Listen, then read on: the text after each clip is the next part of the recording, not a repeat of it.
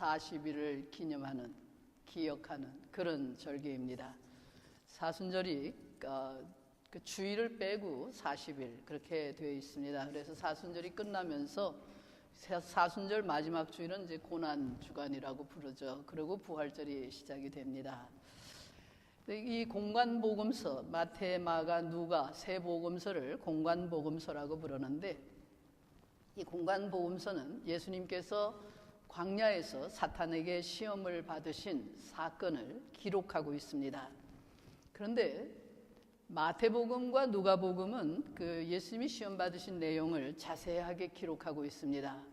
마태의 기록과 누가의 기록이 조금 다르지만은 그 순서가 조금 다르다고 해야 되나, 뭐 하여튼 조금 다르지만 같은 내용을, 비슷한 내용을 기록을 하고 있습니다. 그런데 이 오늘 우리가 읽은 이 본문의 말씀인 마가복음은 아주 짤막한 그런 말로 이 사실을 보도하고 있습니다. 마가복음은 이 세 복음서 중에 가장 짧은 그런 복음서이죠. 이 내용이 2절에 이렇게 기록이 되어 있습니다. 성령이 곧 예수를 광야로 몰아내신지라. 광야에서 40일을 계시면서 사탄에게 시험을 받으시며 들짐승과 함께 계시니 천사들이 수종 들더라. 마가복음의 보도는 아주 짧지만 굉장히 흥미가 있습니다. 정말 이렇게 이게 무슨 말이지? 라고 이렇게 관심을 가질 그럴 그 내용들입니다. 마가는 그 예수님의 사탄과 어떤 대화를 했는지 그 내용도 기록을 하고 있지 않습니다. 어떤 식의 시험을 받았는지에 대한 내용이 없습니다. 그래서 예수님이 광야에 시험을 받으러 성령이 예수를 광야로 몰아냈다 이렇게 되어 있습니다. 성령이, 그러니까 자기 힘으로 간 것이 아니라, 일부러 간 것이 아니라 성령에 몰려 이제 광야로 나가셨는데, 거기에서 사탄에게 시험을 받았는데 어떤 모습으로 어떤 내용으로 시험을 받았는지 자세하게 기록은 안 되어 있습니다.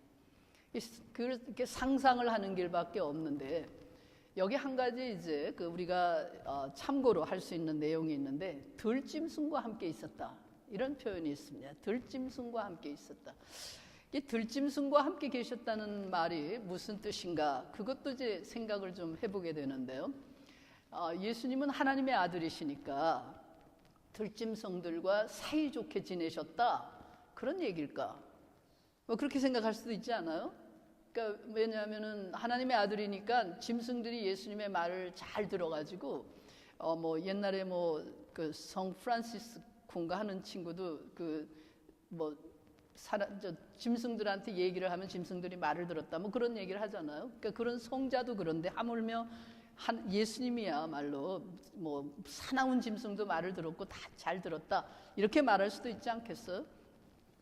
그러나 그런 내용이라고 생각할 수는 없을 것 같아요. 왜냐하면 예수님이 지금 시험에 들기 위해서 인간의 그 시험에 들 수 있는 인간의 육신을 가진 인간의 삶을, 인간의 시험에 드는 그 내용을 체험하기 위해서 광야로 나가신 것이라면은 그 들짐승과 함께 있었다는 말이 그런 얘기는 아닐 것이다. 그러니까 예수님의 말을 잘 듣고 들짐승들이 온순해졌다라는 얘기는 아닐 것이다 라고 저는 그렇게 생각이 듭니다. 이건 제 생각이에요. 이건 제가 해석을 해보는 거죠. 이렇게. 그건 아닐 것이다. 그러면 뭐냐? 마가는 마가는 굉장히 시적인 그런 표현을 사용하고 있어요. 시라고 하는 것은 아주 간단하고 심플한 언어를 가지고 자기가 표현하고 싶은 많은 내용을 이렇게 함축해서 표현하는 그런 그 문학의 형태 아니에요? 그러니까는 이 그 마가가 하고 싶은 얘기는 이 들짐승이라고 하는 말 속에 뭔가를 얘기하고 있는 게 아닐까. 저는 이 얘기를 이런 표현이라고 생각을 해보아요. 예수님이 광야에서 체험을 한 것은 한번 우리가 상상을 해보자고요. 캄캄한 밤이에요. 빛도 없어요. 그러니까 뭐 달빛도 별빛도 보이지 않는 그런 뭐 폭풍우가 치는 뭐 이렇게 캄캄한 밤이다 이렇게 생각을 해보자고요. 그런 캄캄한 밤중에 그야말로 첩첩산중을 헤매는, 그러니까 깊은, 그러니까 골짜기가 깊고 높은 산이 있고 막 이런 그런 산 속에 들어가 있다. 내가 지금 그런 상황인데 사방에서 짐승들의 부르짖는 소리가 들린다. 그런 얘기에 무서운 호랑이 소리도 들릴 수 있고, 무슨 늑대 소리도 들리고, 여우 소리도 들리고, 무슨 새 소리도 들리고, 부엉이 소리, 별 소리들이 다 소리가 들려온다. 그런 얘기예요. 그런 속에서 내가 지금 길을 가고 있는 거예요. 이 산을 빠져나가야 되는 거예요. 그러려니까는 어떻게 더듬더듬 해가지고 가는데 계곡을 빠져나가기도 하고, 무슨 그 물소리도 들리고, 뭐가 뭔지도 모르고 어디에 부딪혔는데 거기 보니까 바위가 있어서 또 피가 나기도 하고 막 이러는 그런 상태예요. 그러다 보니까 또 어떤 동굴 같은 데 들어가서 캄캄한 동굴 속에 들어갔는데 소리가 막 그냥 웅웅웅 울리면서 이게 막 아무리 귀를 막아도 계속해서 막 소리가 들리는 거죠. 그리고 그 짐승의 소리가 무섭기도 하고, 또 어떤 소리는 굉장히 듣기 좋은 그런 소리일 수도 있고, 그러니까 그 소리를 안 들을래야 안 들을 수도 없죠. 귀를 막아도 계속 들려오니까. 또 자기한테 뭐가 이렇게 부딪히는데 그게 무슨 박쥐 같은 게 날라들면은 그게 박쥐인지 모르고 깜짝 놀라는 거잖아요. 그래서 그것과 싸우기 위해서 막 이렇게 손을 헛발질을 하면서 이게 피하려고 애를 써도 쉽게 그 상태에서 벗어나지 못하는 거, 그런 상태. 그게 인간이 시험을 당하는 상태가 아닌가. 그렇죠?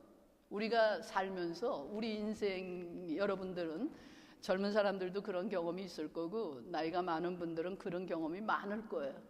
어느 순간에 어딘가 낭떠러지 같은 데 떨어져 버려가지고 자기 자신이 왜 내가 지금 여기 이러고 있는지도 모르는데 견딜 수 없는 막 그 혼란, 그냥 짐승의 울부짖음과 같은 무시무시한 이런 것들, 이게 도대체 뭔지 앞이 보이지 않으니까 캄캄하고 어디로 가야 하는지 길도 모르고 이런 상태에 빠져서 허우적거릴 때, 그때 우리는 시험에 들었다. 내가 지금 시험을 받고 있다. 사탄의 시험에 내가 들었다 라고 얘기하지 않겠어요? 그런 모습, 그것을 마가가 그리고 있는 것이 아닌가. 마가는 그래서 예수님의 시험 당하신 모습을 이런 식의 묘사로 들짐승과 함께 있었다 라고 하는 말로 묘사를 하고 있다, 그런 얘기예요. 그러니까 우리 인간의 삶이 평상시에는 평온하죠. 일상 속에서 늘 같은 걸 하면서 아침에 일어나서 눈 뜨면 뭘 하고 이렇게 이제 일상적으로 살아가는데 갑자기 어느 날 알 수 없는 어떤 일 때문에, 혹은 어떤 유혹의 소리 때문에, 혹은 내 자신의 저 내면 깊숙이 감추어져 있던 내 욕망을 흔들어 깨우는 그런 짐승의 소리가 우리를 휩쌀 때가 있죠. 그때 우리는 아무리 귀를 막아도 그 유혹의 소리에서 벗어날 수가 없어요. 그 유혹의 소리가 때때로는 야, 너 이 병신처럼 왜 이러고 살고 있냐? 너 더 부자가 될 수도 있고 더 많은 걸 얻을 수도 있지 않느냐? 너 아무개보다 네가 더 잘해야 되는데, 더 많은 걸 가져야 하는데 넌 지금 뭐 하고 있는 거냐? 너 이런 식으로 우리를 전쟁터로, 피 흘리는 전쟁터로 우리를 몰아넣는 그런 소리가 들려올 수도 있죠. 그러니까 다시 말하면 돌로 떡을 만들어라. 그러니까 마태나 누가가 얘기하고 있는, 야, 너 돌로 떡을 만들 수 있는 방법이 여기 있는데 지금 뭐 하고 있는 거냐? 이런 식의 유혹하는 그 탐욕스러운 짐승의 목소리. 그러니까 우리가 그런 데 빠질 수가 있어요. 그런가 하면은, 야, 너 좀 더 높아질 수 있지 않냐? 너 명예를 얻기 위해서 너 지금 뭔가를 할 수 있는데 더 높이 올라갈 수 있지 않느냐? 하늘 높이 올라갈 수 있지 않느냐? 성전 꼭대기까지 올라갈 수 있지 않느냐? 높은 산봉우리까지 올라갈 수 있는데 왜 이러고 사느냐? 라고 하는, 밖에서 들려오는 그 누군가의 유혹에, 혹은 내 자신 속에서 우러나는 그런 그 간사한 날짐승들의 소리, 그런 걸 우리가 들게 될 때가 있죠. 뿐만 아니라 천하를 호령할 수 있는 권력을 너에게 주겠다. 사자나 호랑이나 이런 것들의 표효하는 울부짖는 음성. 내가 너에게 권력을 줄 수 있다. 나도 권력을 얻을 수 있다. 내가 너 이렇게 하면 권력을 얻을 수 있지 않느냐. 이런 식의 울부짖는 소리, 짐승의 소리들이죠. 이게 모두가 짐승, 들짐승과 함께 있을 때 우리가 끊임없이 유혹을 당할 수 있는 그런 소리들을 듣게 되고 거기에 빠질 수가 있는 거죠. 이런 짐승의 소리가 인간을 사로잡을 때 우리는 시험에 들었다. 그리고 우리 인간은 아주 쉽게 시험에 빠질 수 있어요. 그런데 그 시험을 이길 수는 없어요. 인간이 스스로의 힘으로 그 시험을 이길 수 없다, 그런 얘기예요. 간사한 짐승의 소리를 피할 길이 없어요. 내가 혼신의 힘을 다해서 싸우고 아무리 싸워도 내 스스로 이길 수가 없어요. 왜냐? 왜 안 되는가? 왜 인간의 노력으로 안 되느냐? 왜냐하면 사탄은 그 유혹하는 소리들, 그것은 우리 손에 잡히지를 않아요. 왜냐하면 그것은 본래부터 형체가 없어요.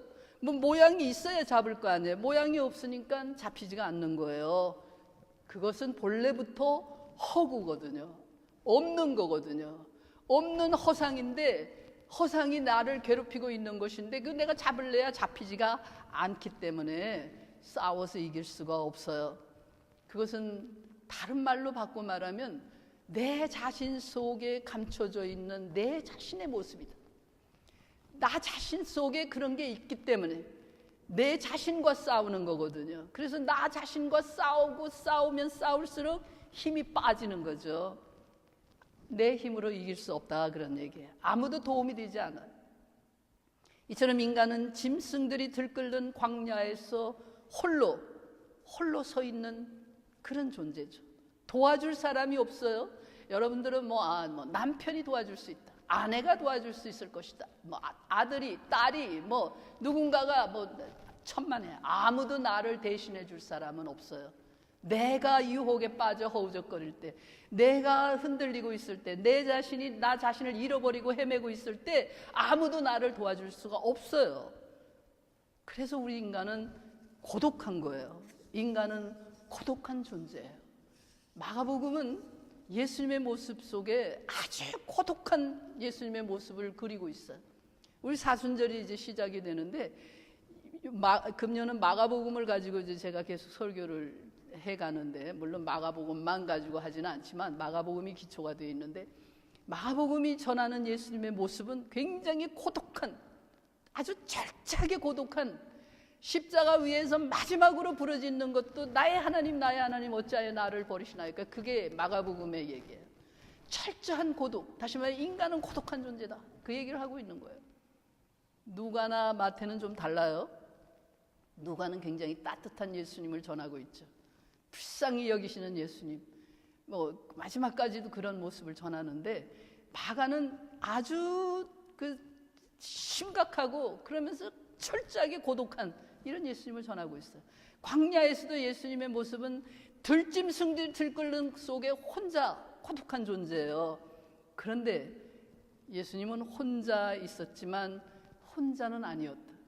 인간이 혼자이지만 인간은 아무도 도와줄 사람이 없어요. 누군가가 나를 도와줄 수 있다고 착각하고 살면은 그건 정말 잘못 사는 거예요. 그런 거 없어요. 인간은 고독한 존재인데 나를 도와줄 수 있는 분이 있다면 그분은 하나님 한 분뿐이에요. 나를 지으신 창조주 하나님, 그분만이 나를 구원하실 수 있어요. 예수님은 들짐승과 함께 있었는데 그곳에 함께 있는 자가 하나 있었어요. 천사들이 예수님에게 수종을 들었다, 그런 얘기. 천사가 도왔다, 천사가 힘을 보탰다, 그런 얘기. 시험을 이기게 하는 힘은 하나님의 능력이다, 그런 얘기예요. 하나님의 능력, 사탄의 시험에서 인간을 건져내시는 것은 하나님의 능력이에요. 그것은 천사의 도움이었다라고 얘기를 하는데, 쉽게 다른 말로 바꾸면 그것은 하나님의 말씀이에요. 왜 말씀이냐? 하나님이 무슨 그림자처럼 이렇게 나타나고 아니면 수염 달린 할아버지처럼 이렇게 나타나서 도와줄 수도 있는 건데, 왜 말씀이냐? 성경은 하나님이 인간을 만나는 방법은 말씀뿐이라고 얘기해요. 다른 거 없어요.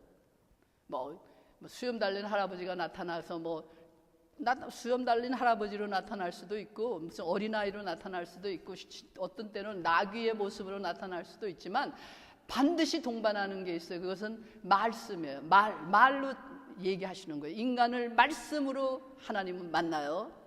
창세기 1장부터 시작해서 창세기에 보면 태초에 하나님이 인간을 창조하시잖아요. 창조하실 때 하나님이 말씀으로 창조하세요. 빛이 있으라라는 말로 빛이 생기는 거예요. 빛이라는 말, 하나님이 말씀하심으로 모든 것이 생겨지는 거예요. 인간도 말씀으로 창조하세요. 그렇기 때문에 피조물과 창조주 사이에 있는 것은 말이에요. 말씀. 하나님과 인간 사이에 하나님이 인간을 돕고 뭐 하는 것은 그 중간에 있는 건 말이에요. 말씀이에요. 하나님의 말씀이 인간을 도울 수 있을 뿐이에요. 하나님의 말씀이 함께 있었다. 천사가 뭐냐? 천사는 뭐 날개 들리고 뭐 이렇게 날아다니고 뭐 이러는 그런 거 상상들을 하잖아요. 어린 시절에. 그런데 천사가 하는 일이 뭔가 하면 하나님의 말씀을 전하는 거예요. 그래서 천사는 하나님의 말씀을 전하는 하나님의 심부름꾼이에요. 사자예요. 하나님의 사자라는 말이 하나님의 심부름꾼. 외교관들이 옛날에 외국에 사신을 보내서 그 사자라고 얘기하잖아. 그 말을 하나님의 말씀을 전하는 사람, 하나님의 말씀을 전해주는 게 천사예요. 그래서 천사가 예수님을 수종 들었다라는 얘기는 하나님의 말씀이 예수 그리스도와 함께 있었다. 그런 얘기라고 보면 되죠. 광야에 있는 예수님, 그는 짐승과 함께 있었지만 동시에 천사와 함께 있는 그런 사람이에요. 다시 말하면 하나님의 아들의 모습이에요. 하나님의 자녀, 우리는 모두 하나님의 자녀가 되었어요. 예수를 믿기 때문에. 그러니까 오늘 광야에 있는 예수님의 모습은 여러분과 나의 모습이에요. 우리는 세상에서 이렇게 사는 사람들이다, 그런 얘기예요. 우리는 세상 안에서 짐승들의 그 울부짖는 소리와 유혹하는 소리에 휩싸여서 살지만 우리는 하나님의 말씀의 도움을 받으며 살아가는 천사와 함께 있는 하나님의 자녀들이다, 그런 얘기예요. 그런데 문제는 이제 오늘 제가 여러분들에게 묻고 싶은 것은, 그러면 이 하나님의 말씀이라고 우리가 얘기를 했을 때 그게 무슨 얘기냐? 구체적으로 그 하나님의 말씀이란 무엇이냐? 하나님의 말씀이 우리를 지키시고 우리를 구원하신다는데 그 말씀은 무엇이냐? 여러분을 지키는 하나님의 말씀은 무엇이에요? 네? 여러분 지금 성경 읽고 있죠? 제가 2년 동안 여러분들한테 성경을 매일같이 읽도록 만들려고 노력을 했어요. 그러니까 2년이면은 충분히 습관이 됐을 거다, 그렇게 생각을 해요. 그러니까 여러분들도 지금 성경을 읽고 있으실 텐데, 성경을 읽으면서 성경이 하나님의 말씀이다, 우리는 이제 그렇게 알고 있죠. 그러면 물론 뭐 어떤 사람들은 성경이 아닌 어떤 다른 말씀, 공자의 무슨 말을, 그것을 자기 하나님의 말씀으로 생각하는 사람들도 있어요. 근데 우리 예수 믿는 사람들은 성경이 우리 하나님의 말씀이죠. 그러면 성경에 굉장히 많은 말이 있잖아요. 창세기부터 계시록까지 뭐 다양한 말이 있어. 어떤 말은 서로 맞지가 않아요. 상치되는 말이 막 들어가 있고 이런데, 도대체 어떤 말을 하나님의 말씀으로 생각하느냐? 여러분들에게 하나님의 말씀은 무엇이에요? 여러분들이 가장 소중하게 여기는 성경 구절은 뭐냐고요? 어디에 여러분들은 이것이 하나님의 말씀이다, 이것이 나를 구원하는 하나님의 말씀이다 라고 생각하고 있으세요? 한번 생각을 해보세요.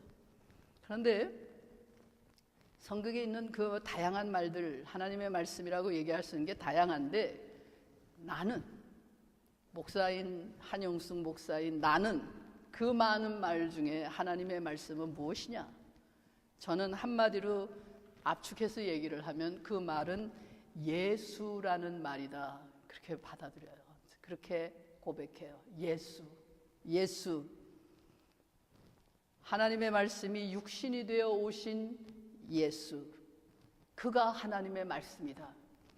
그런데 여러분들도 제 말에 다 동의할 거예요. 뭐 나도 그렇게 생각합니다라고 지금 말할 거예요. 그렇죠? 그런데 문제는 그 예수라고 하는 말이 무슨 뜻이냐? 굉장히 어렵잖아요. 쉬워요, 여러분들? 뭐 나는 사람들이 예수라는 말을 다 아는 것처럼 생각하는 게 잘못이라고 생각해요. 예수라는 말 알기 굉장히 어려워요. 예수가 누구냐? 예수가 뭐냐? 예수라는 말 굉장히 어렵잖아요. 자, 우선 사람 이름이잖아요. 사람 이름인데 우리 눈앞에 없어요. 지금 내가 볼 수 있는 사람이 아니란 말이에요. 2000년 전에 살았던 사람이에요. 뭐 유대인이었다고 그러더라고요. 난 유대인 싫어하는 사람들의 입장에서 보면 난 유대인이기 때문에 예수 안 믿어. 그럴 수도 있을 것 같아요. 유대인이었다. 그리고 젊은 남자였다. 결혼도 안 했고 뭐 여러 가지 얘기가 많아요. 그런데 그것도 다 뭐 사실이 아니다. 뭐 이렇게 말하는 사람들도 많아요. 그러니까 그 예수를 말하는 것인가? 그건 아니죠. 그 예수라는 말을 성경이 사도 바울이 그리고 요한이 그리고 복음서가 신약 성경이 곳곳에서 해석하고 있는 말이 있어요. 예수라는 말을 다른 말로 바꿔 말하면 은혜라는 말이에요. 하나님의 은혜. 하나님의 은혜가 임했다. 내가 예수를 믿는다는 말은 하나님의 은혜가 나를 살린다라는 말을 믿는 거예요. 하나님이 나를 구원하시기 위해서 자기의 독생자 예수 그리스도를 세상에 보내셨다. 세상에 보낸 게 아니라 온 세상이 아니라 그 세상은 나예요. 나, 인간, 나. 요한이 말하는 세상은 인간을 의미하는 거예요. 나를 위해서 하나님이 자기의 독생자 예수 그리스도를 보내주셨다. 그래서 나는 그를 믿으니까 그가 나를 구원한다. 나는 멸망하지 않고 영생을 얻는다 라고 하는 것. 요한복음 3장 16절이죠. 그 얘기가 결국 하나님의 은혜 때문에 내가 구원을 받았다라는 말과 같은 말이에요. 그러니까 예수라고 하는 말은 하나님의 은혜라는 말이에요. 그런데 이 말을 미국의 청교도들, 이 미국이란 나라를 건설한 미국의 청교도들은 이 말을 무슨 말로 알아들었는가 하면 은혜라는 말을, 하나님의 은혜, 예수 그리스도, 나를 구원하신 그 하나님의 은혜, 예수 그리스도를 다른 말로 미국의 청교도들은 자유라는 말로 알아들었어요. 자유를 주셨다. 예수로 인해서 내가 하나님의 은혜로서 구원을 받았다라는 말은 내가 자유인이 되었다, 그런 얘기를 받아들였어요. 자유를 얻었다. 나는 자유인이다. 그런 얘기예요. 요한복음이 얘기하고 있는 말이죠. 진리를 알지니 진리가 너희를 자유케 하리라. 그 다른 말 아니에요. 진리가 뭐예요? 요한복음이 말하는 진리라는 건 하나님을 아는 것, 예수를 아는 거예요. 다른 게 아니에요. 무슨 뭐 동양에서 말하는 철학에서 말하는 다양한 진리, 그런 거 아니에요. 그 성경이 말하는 진리는 하나님, 예수 그리스도예요. 하나님을 알면 네가 자유를 얻는다, 그런 얘기예요. 진리를 알지니 진리가 너희를 자유케 하리라. 청교도들은, 미국을 건설한 청교도들은 이 말을, 예수라는 말을, 하나님의 은혜라는 말을 자유라는 말로 알아들었어요. 자유. 그래서 그 자유를 얻은, 하나님의 은혜로 얻은 자유를 지키기 위해서 그들은 자기네 고향 땅을 떠나서 미국으로 온 거예요. 그래서 미국에서 자유의 나라를 건설한 거예요. 자유. 지난주일에 이길주 권사님이 무슨 미국 역사를 얘기하면서 그림을 보여주셨어요. 그러면서 거기 이렇게 그 여신의 모습 같은 거죠. 이렇게 환상처럼 그려져, 여자가 이렇게 앞을. 전 잘 몰라요. 그거 잘 공부를 안 했어. 그쪽을 공부한 사람은 안 해요. 제가 보기엔 그건 자유의 여신이에요. 자유의 여신이 이끄는 대로 미국인들은 가는 거예요. 그 길을, 자유라고 하는 그 힘을 믿으면서 그 힘을 가지고서 전진해 가는 거예요. 진보라는 말을 쓰는데 그 진보라는 말은 잘못된 말이에요. 진보가 아니에요. 그게 그런 식으로 번역하지 말아야 돼요. 왜냐하면 잘못돼 있어요. 한국에서 진보라는 말을 굉장히 한국어가 잘못 사용하고 있어요. 그렇기 때문에 진보라고 말하지 말고 전진이라고 말하는 게 좋을 거예요. 앞으로 나간다, 그런 얘기예요. 뭔가를 향해서 간다, 그런 얘기예요. 그것을, 우리를 이끄는 힘, 미국인들은 자기를 이끄는 힘을 자유라고 본 거예요. 그 자유는 어디에서 온 거냐? 그것은 복음에서 온 거예요. 예수 그리스도, 하나님의 은혜, 그걸 통해서 내가 자유를 얻었다. 우리는 자유인이 되었다. 하나님이 우리를 자유롭게 했다. 그러니까 그 누구도 우리를 다시 노예로 만들 수 없다 라고 하는 것이 청교도들의 신앙이었어요. 그래서 그는 자유를 찾아서 이 나라에 왔고, 자유인이 되기 위해서, 자유를 확장하기 위해서 전쟁도 하고, 자유를 지키기 위해서 피를 흘리고, 자유를 위해서 무엇이든지 할 수 있는 사람들이 되어 있어요. 그 지금도 미국은 자유를 찾아오는 사람들을 위해서 문이 열려 있는 거예요. 저기 스테튼 아일랜드 가는 그 허드슨 강하고 대서양이 만나는 거기에 자유의 여신상을 세워놨잖아요. 물론 그건 저 성경에서 온 게 아니라 여신상이라는 거 그리스 신화에서 온 거지만은 자유의 횃불을 들고 있는 거예요. 미국은. 그래서 미국에 이민을 오는 사람들은 자유를 찾아와야 하는 거예요. 먹고 살기 위해서 오면 안 되는 거예요. 그거는. 먹고 살기 위해서 미국으로 오는 건 물론 그것도 자유죠. 궁핍하고 굶주림으로부터의 자유를 얻기 위해서 온다. 뭐 그것도 뭐 그렇게 일리는 있지만은 진정한 의미의 나는 자유를 위해서 이곳에 왔다. 이곳에 온다라고 할 때 미국은 환영하는 거예요. 왜냐하면 그것이 이 나라의 정신이에요. 이 나라를 세운 기본 신앙이라고요. 그런데 우리 한국인들은, 제가 이번에 이런 생각을 해봤어요. 한국 사람들은 은혜라는 말을 도대체 무슨 말로 이해하고 있는가? 자유라는 말로 이해하고 있지 않아요. 제가 보기에 한국 교회가 뭐 세상 안 믿는 사람들은 신경 쓸 필요가 없고, 한국 그리스도인들, 한국 교회라고 얘기해. 그리스도인이 교회니까 뭐 교회가 조직 뭐 이런 게 아니니까요. 그리스도인들, 한국 교회는 하나님의 은혜, 예수 그리스도라는 말을 공짜라는 말로 이해하는 것 같아요. 공짜, 공짜다, 거저다. 물론 은혜라는 말 속에 값없이 주어졌다라는 뜻이 있죠. 공짜라는 뜻이 들어가 있어요. 아마 거기에 매력을 느낀 것 같아요. 그래서 공짜라는 말에 집착을 한 것 같아요. 그 원인이 어디에서 왔는지는 뭐 여러 가지 논쟁의 여지가 있어요. 여기서 그런 얘기를 다 할 필요는 없어요. 그 원인은 무슨 뭐 샤머니즘 때문일 수도 있고 기복신앙 때문일 수도 있고 여러 가지가 있어요. 그런데 그런 것들이 무엇이 원인이었던지 간에 이 공짜라는 말로 하나님의 은혜라는 말을 이해한다는 것은 잘못된 거예요. 공짜라는 말로 이해했기 때문에 한국 교회가 대형 교회를 만들고 큰 교회가 되고 사람들을 많이 모았는지는 모르겠어요. 그건 사실일 거예요. 다 공짜면 좋아하니까. 그렇잖아요. 한국 사람들 뭐 공짜면 양잿물도 마신다 뭐 이런 말이죠. 양잿물이 뭔지 아세요, 여러분들? 요즘 사람이 양잿물을 알 리가 없겠죠. 그러니까 공짜면은 못하는 게 없다 그런 얘기예요. 공짜인데 뭐. 그러니까 이게 공짜라는 것 때문에 사람들이 많이 모였고 큰 교회도 되고 막 이렇게 뭐 왕성해졌는지 모르겠지만, 예수라는 말을, 하나님의 은혜라는 말을 공짜라는 말로 알아듣는다는 것은 지극히 잘못된 거예요. 어저께인가 제가 우연히 한번 틀어봤어요. 63번이라는 채널이 있는 걸로 아는데 거긴 뭘 하나 하고 한번 봤더니 설교가 나오더라고요. 서울에 무슨 뭐 세된 교회인가 뭐 소강성 목사가 누군지는 모르겠는데 뭐 이렇게 뚱뚱하게 생겨가지고 뭐 이렇게, 나는 그래서 내가 뚱뚱하기 때문에 방송에 안 나가려고 그래요. 내가 나이 드니까 이게 늙고 뚱뚱한 모습이 그렇게 보기가 좋지 않더라고요. 젊을 때는 괜찮은데 나이 들면은 살찌고 이런 게 이렇게 나오는 게 이렇게 좋지 않아요. 그런데 어쨌든 그 양반은 평소에 제가 그래 안 들었는데 우연히 이렇게 설교를 들었어요. 그랬더니 뭐 이 양반이 떠들어대는데 무슨 뭐 평화와 화해, 이번 올림픽 기간을 통해서 무슨 남북이 화해를 하고 평화를 가지고 이게 그런 얘기로 떠들더라고요. 그러니까 사람들한테 뭐 아멘 하기라, 그러니까 아멘을 하긴 하는데 내가 보기에 그 아멘 하는 사람들의 얼굴 속에 확신은 하나도 없어요.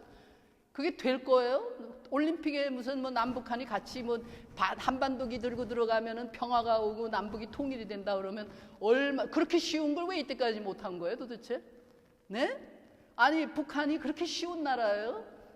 다시 말하면 공짜 좋아하니까 세상이 모두 공짜로 되는 줄 아는 거예요. 이런 재변이 있어요. 돌지 않았어요. 북한이 공짜로 그러니까 다 되는 것 같아요. 분명히 엄청난 돈을 미리 줬기 때문에 그것도 하자고 그랬을 거예요. 네? 무슨 테러를 일으켜가지고 무슨 이거 평창 올림픽을 완전히 쑥대밭을 만들까봐 미리 돈을 주고 이렇게 했다. 그럴 수도 있어요. 원인은 전 몰라요. 내가 그 당사자가 아닌다 하면은 모르죠. 그리고 정치가들의 말은 믿을 수 없는 거니까 그들의 말을 믿을 수는 없어요. 그럼 이유가 있었겠죠. 그러나 적어도 분명한 것은 그렇게 공짜로 세상에 되는 거 아무것도 없다 그런 얘기. 세상에 공짜 없어요. 네? 공짜라고 생각하는 사람들은 착각하고 사는 거예요. 공짜가 어디 있어요? 다 대가가 치러지는 거죠. 자기가 하는 행동에 대한 대가가 있는 거고 살아온 대가를 치러야 하는 거고 앞으로 그렇게 선택을 하면 거기에 대한 대가를 치러야 하는 거죠. 공짜가 어디 있어요? 공짜만 바라다가 되는 게 아무것도 없다고요. 근데 계속 한국 교회는 공짜만 얘기하는 거예요. 기도만 열심히 하면 뭐든지 다 된다는 거예요. 다 공짜로 된다는 거예요. 세상에 공짜가 어디 있다는 거예요. 네?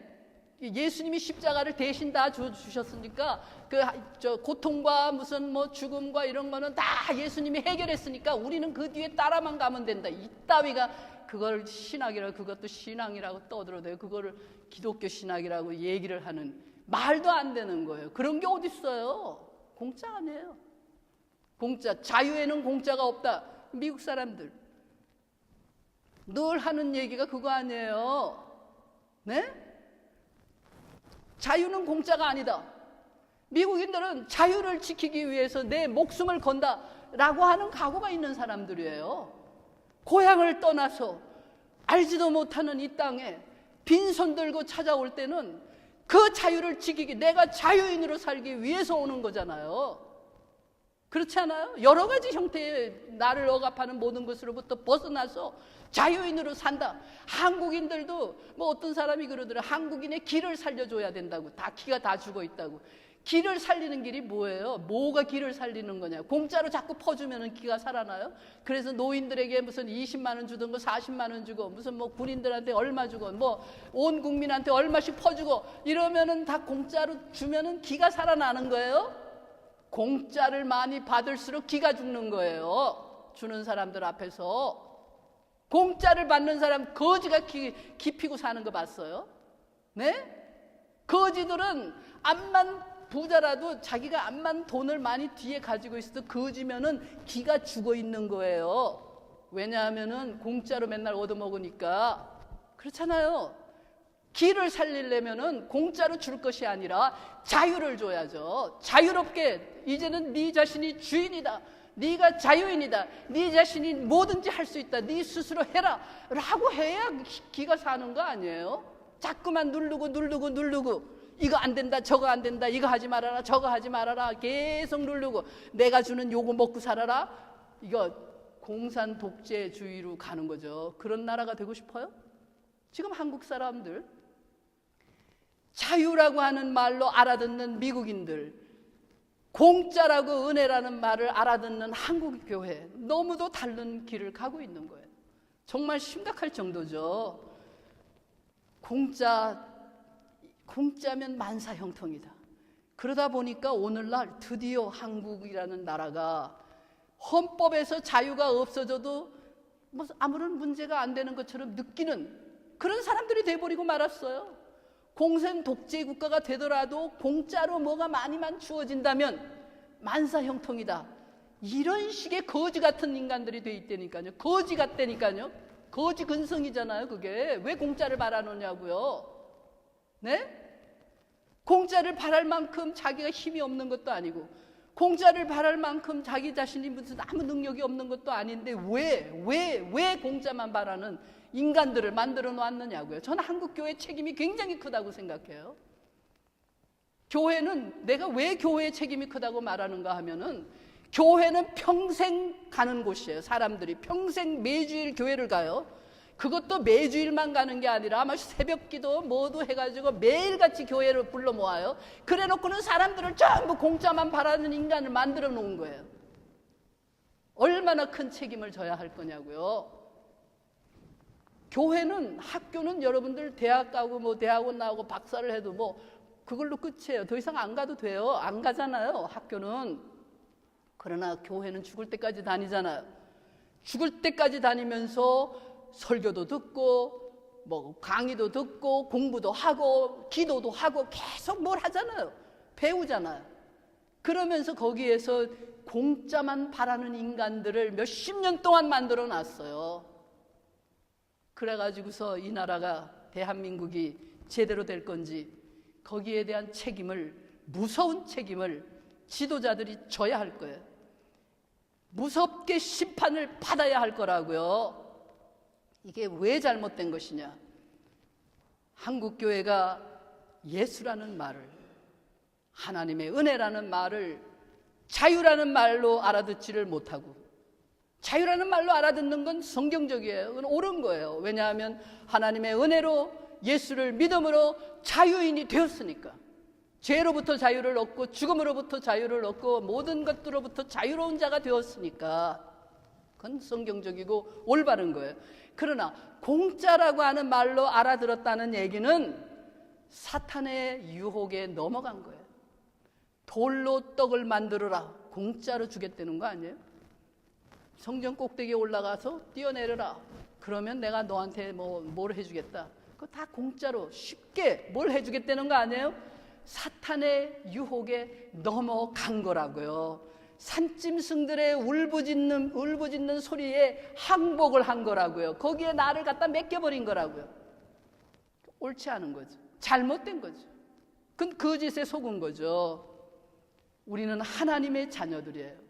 하나님의 사람들이에요. 하나님의 자녀는 욕망을 지니고 살아요.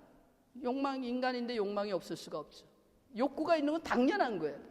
그러나 욕망의 노예가 되는 것이 아니라 내 욕망을 다스릴 줄 아는 자유의 힘을 지니고 있는 사람들이 바로 하나님의 자녀들이에요. 우리가 시험을 당하지만 멸망하지는 않는 자들이 하나님의 자녀들이에요. 시험을 당하더라도 멸망하지 않는 하나님의 자녀로 살아남기 위해서 우리는 하나님의 말씀을 굳게 붙잡아야 돼. 그리고 그 말씀에 의지해서 그 말씀 양쪽에서 손을 내밀니까 내가 누구의 손을 잡을 것이냐? 사탄의 유혹의 손을 잡을 것이냐? 하나님의 말씀의 손을 잡을 것이냐? 그래서 내가 선택하는 거예요. 우리 각자가 선택하는 거예요. 그래서 우리가 하나님의 말씀을 붙들고 그 말씀을 가지고 사탄의 유혹을 이기며 살아가는 승리자가 되기를 원합니다. 기도하십시오.